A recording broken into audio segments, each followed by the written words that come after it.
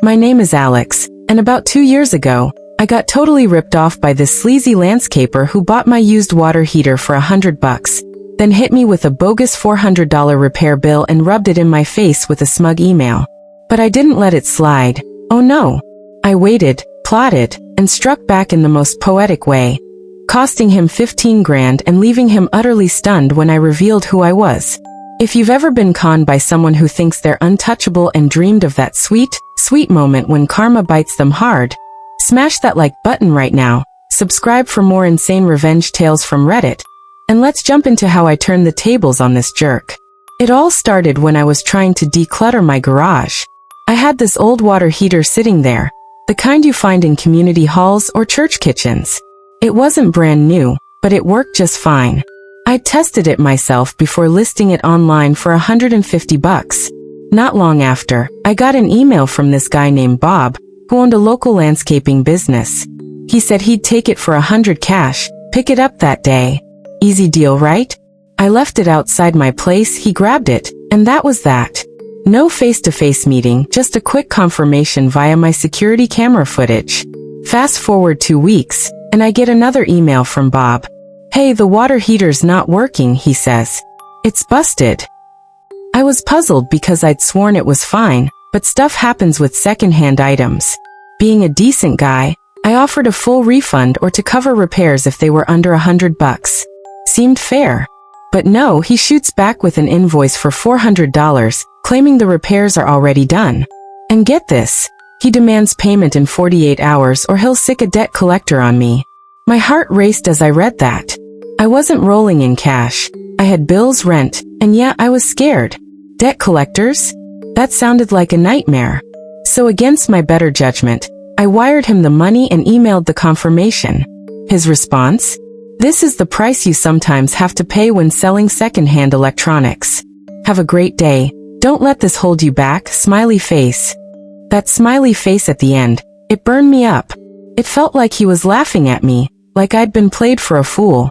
I sat there staring at my screen, fists clenched, feeling this mix of rage and helplessness wash over me. Who does that? I tried to shake it off, but it nagged at me. Then about a month later, I'm at this local bar unwinding after a long day. The place is dimly lit, with the hum of conversations and clinking glasses filling the air. I overhear this girl at the next table chatting with her friends about her boss, a landscaper, who just pulled off this shady deal. He screwed over some dumbass selling a water heater, she says, laughing. My ears perked up. Oh damn, I gotta hear this, I said, leaning over. Do you mind if I join your table? She shrugged and waved me over, no problem. As she spilled the details, my blood started boiling. Her boss had bought a busted water heater from a thrift store for $25, then a working one for $100. He got the junk one repaired, or at least billed someone for it, and flipped the good one to a community group for $300. Profit City, right? I played it cool, asking, who is this guy so I don't hire him for my yard? Everyone chuckled, and she dropped the company name. Boom, it matched the email from Bob. I was the dumbass in her story. My stomach twisted as I realized the full scam. He'd swapped my working heater with a broken one, faked the repairs on the bad one to bill me, and sold mine for a markup. All while mocking me in that email. I left the bar fuming, my mind racing with anger. But then COVID hit, and life got chaotic, lockdowns, job worries, the works. Revenge took a backseat, survival came first. I told my buddy about it over a video call, venting my frustration, but we both agreed to let it simmer for now. Still, that betrayal lingered like a bad taste, fueling this quiet fire inside me.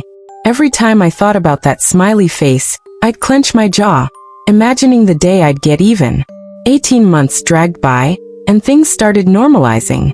One evening, I'm scrolling the same online marketplace where I'd sold the water heater, just browsing out of habit.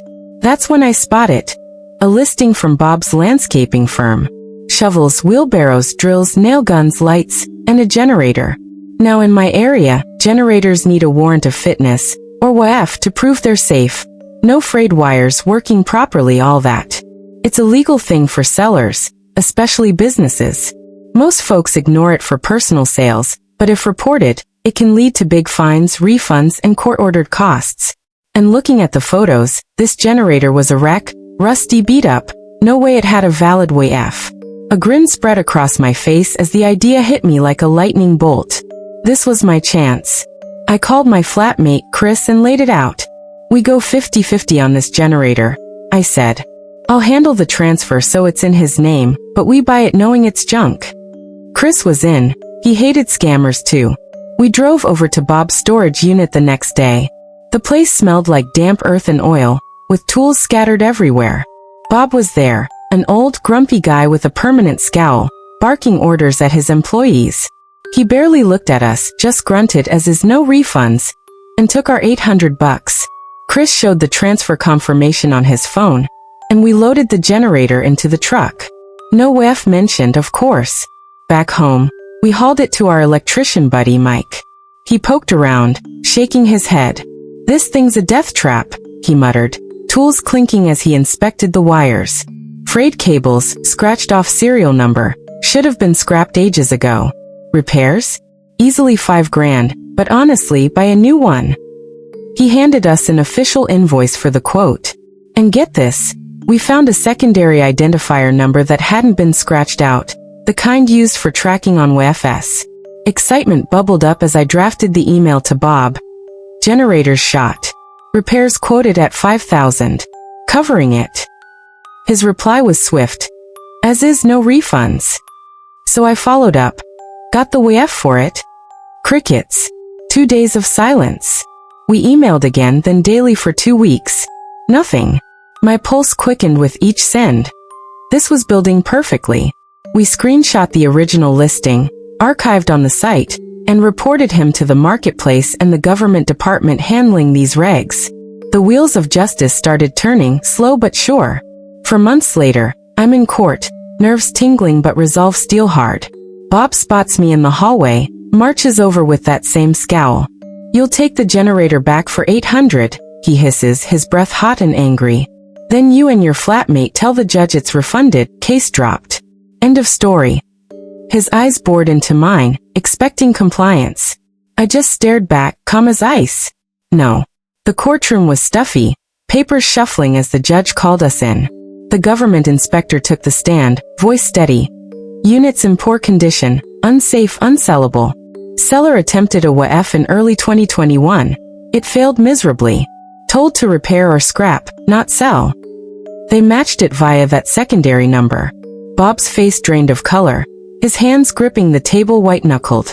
The judge didn't hesitate. Refund the $800 to Chris, cover the $5,000 repairs, and a $10,000 fine. Payable directly to us as the affected party. Total hit, $15,000. As we exited the courtroom, Bob exploded, veins bulging in his neck. "I ain't paying a penny more. What the hell did I do to deserve this?" His voice echoed off the walls, drawing stares. I turned, savoring the moment, and leaned in close. "Remember the water heater?" Confusion flickered in his eyes. "The one you bought for $100? I sold it to you. And I know you swapped it with a busted one, billed me for repairs, and mocked me in that email." His jaw dropped, literally hanging open, eyes wide with shock. To twist the knife, I quoted him verbatim. "It's a bitch, isn't it, when what goes around comes around, especially when it accumulates interest. You have 48 hours to pay, or a debt collector will be contacted. Remember, this is the price you sometimes have to pay when selling second-hand electronics. Have a great day, don't let this hold you back." I flashed a smile, just like his emoji, and walked away with Chris, leaving him speechless and fuming. 2 days later, the full $15,000 hit our account. Chris and I split the $10,000 fine 50-50. Covered rent, study loans, the works. We got the generator repaired, slapped on a fresh WAF with a new identifier, and sold it for $1,000. Then we celebrated with a killer dinner and night out. Steak sizzling, drinks flowing, toasting to justice served. Looking back, that whole ordeal taught me something profound. Sometimes patience is the sharpest weapon. Karma doesn't always strike on its own. Occasionally, you gotta give it a nudge. But when revenge is this calculated and fair, the satisfaction, it's unbeatable. If this story had you rooting for that epic takedown and gave you those sweet revenge chills, hit that like button hard and drop a comment below. What's the most devious